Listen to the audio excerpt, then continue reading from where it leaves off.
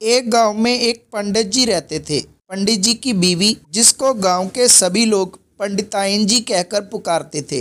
दोनों का गांव में बहुत ही अच्छा व्यवहार था, इसीलिए गांव के सभी लोग उन दोनों की बहुत इज्जत करते थे। गांव में जब भी किसी को कोई शुभ कार्य करवाना होता तो वो पंडित जी के पास जाता और उनके पास जाकर उनके कहने पर ही वो सारा शुभ काम करते थे। ऐसे ही पंडित जी अपने घर का गुजारा करते थे। भगवान शिव की कृपा से पंडित जी के घर का गुजारा अच्छे से हो रहा था। पंडित जी को एक बात का दुख था कि उनकी अभी तक कोई संतान नहीं थी। पंडित जी भगवान शिव के अनन्य भक्त थे। वो सुबह जल्दी उठते, भगवान शिव की आरती पूजा करते थे। वैसे तो गांव के बहुत से लोग पंडित जी का सत्कार करते थे, लेकिन कुछ लोग ऐसे भी थे जो पंडित जी से किनारा करने लगे थे, क्योंकि उनकी कोई संतान नहीं थी।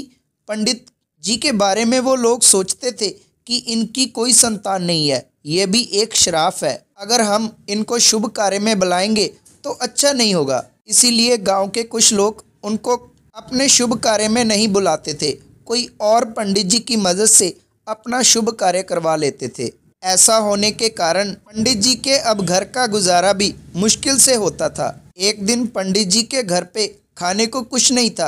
पंडित जी भगवान शिव के आगे हाथ जोड़कर खड़े हो जाते हैं और उन्हें कहते हैं कि हे प्रभु, आप कृपा करो, आज घर पे खाने को कुछ नहीं है, मेरी पत्नी भी भूखी है। तभी उनके दरवाजे पर कोई दस्तक देता है। पंडित जी दरवाजा खोलते हैं तो देखते हैं कि एक बुजुर्ग आदमी उनके घर पर आया था। बुजुर्ग आदमी कहता है कि बेटा, मैं पास के गांव से आया हूँ। मैंने भगवान शिव से मन्नत मांगी थी कि अगर मेरा पोता होगा तो मैं 100 पंडित जी को खाना खिलाऊंगा।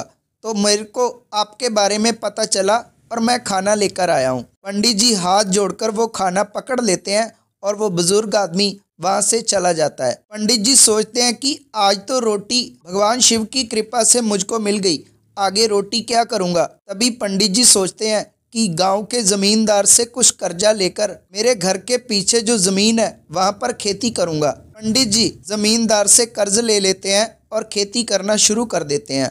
पंडित जी की बीवी उनका सारा दिन खेत में काम करती थी। एक दिन अचानक पंडित जी की बीवी को चक्कर आ जाता है और वो गिर जाती है। पंडित जी भागकर वैद्य जी को बताते हैं और वैद्य जी कहते हैं कि आपको घबराने की ज़रूरत नहीं है, आपको भगवान शिव ने सुन ली है, आप बाप बनने वाले हो। ये बात सुनकर जी भगवान शिव की धन्यवाद करते हैं और पंडित जी कहते हैं कि भगवान शिव की कृपा से मैं आज बाप बनने वाला हूँ। भगवान शिव की कृपा हम पर ऐसे ही बरसती रहे। मैं 100 लोगों को खाना खिलाऊंगा, जो लोग भूखे होंगे उनकी मदद करूंगा।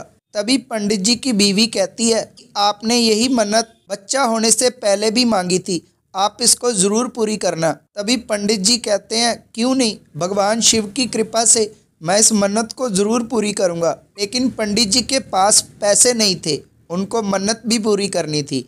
तो पंडित जी भगवान शिव के मंदिर जाते हैं और उनको प्रार्थना करते हैं। कहते हैं कि हे प्रभु, मैं आपकी मन्नत पूरी करना चाहता हूँ, लेकिन मेरे पास पैसे नहीं हैं। ये बात बोलकर वो फूट फूट कर रोने लगते हैं। तभी फिर से वही बुजुर्ग आदमी उनके पास आते हैं। पंडित जी उनको पूछते हैं कि बाबा जी, आप यहाँ क्या कर रहे हो। तभी वो बुजुर्ग आदमी कहता है कि बेटा, मैंने अपने घर पर हवन करवाना है, तुम हवन करोगे। तो वो पंडित जी को लेकर वहाँ से अपने घर पर चले जाते हैं और भगवान शिव की कृपा से हवन अच्छे से होता है और वो बुजुर्ग आदमी पंडित जी को काफ़ी अच्छे पैसे भी दे देते हैं, जिसकी मदद से पंडित जी की इच्छा पूरी हो जाती है और मन्नत भी अच्छे से पूरी हो जाती है। भगवान शिव की कृपा से पंडित जी के बीवी के पास एक पुत्र की जन्म होता है। अब गांव के सभी लोग पंडित जी को अपने घर पर अच्छे काम करवाने के लिए फिर से बुलाने लगे थे। पंडित जी गांव-गांव जाकर मिठाई बांटते उनकी पुत्र की खुशी में। भगवान शिव अपने भक्तों की मदद करने हमेशा आते हैं, चाहे किसी भी रूप में आए। ये थी आज की वीडियो।